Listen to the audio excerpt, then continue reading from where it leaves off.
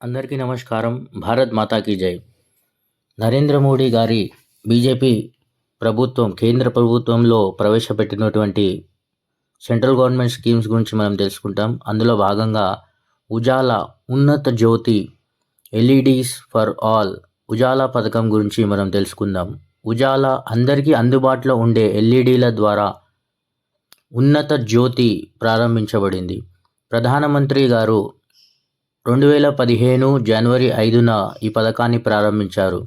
LED ఆధారిత domestic lighting ప్రోగ్రామ్ని ఈ పథకం యొక్క ఉద్దేశం. అంటే శక్తి యొక్క సమర్థవంతమైన వినియోగాన్ని అందరికీ దాని వినియోగం, పొదుపు మరియు లైటింగ్ని ప్రోత్సహించడం లక్ష్యంగా పెట్టుకున్నది. ఈ పథకం ప్రపంచంలోనే అతిపెద్ద కార్యక్రమంగా పరిగణించబడుతుంది.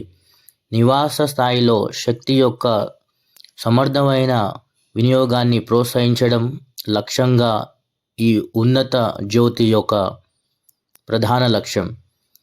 ఈ పథకం వచ్చిన తర్వాత ఎల్ఈడీల ధరలు గణనీయంగా తగ్గాయి. 350 రూపాయలున్న ఎల్ఈడి కాస్త 70 రూపాయలకు అందుబాటులోకి వచ్చింది. తద్వారా ప్రతి ఒక్క గృహ వినియోగదారుడి యొక్క ఎలక్ట్రిసిటీ బిల్లో 15 నుంచి 20% రిడక్షన్ సేవింగ్స్ వచ్చాయి. అదేవిధంగా మనం ప్రతి గ్రామాల్లో కూడా ఇప్పటి వరకు 70 కోట్ల ఎల్ఈడి అందుబాటులోకి తేవడం జరిగింది. దీని ద్వారా ట్రెడిషనల్గా మనం ఇంతకుముందు యూజ్ చేసేటువంటి లైట్స్ని రీప్లేస్ చేయడం ద్వారా మనం ఎంతో ఎనర్జీని సేవ్ చేయడం జరిగింది. అలాగే కార్బన్ డైఆక్సైడ్ని కూడా మనం తగ్గించడం జరిగింది.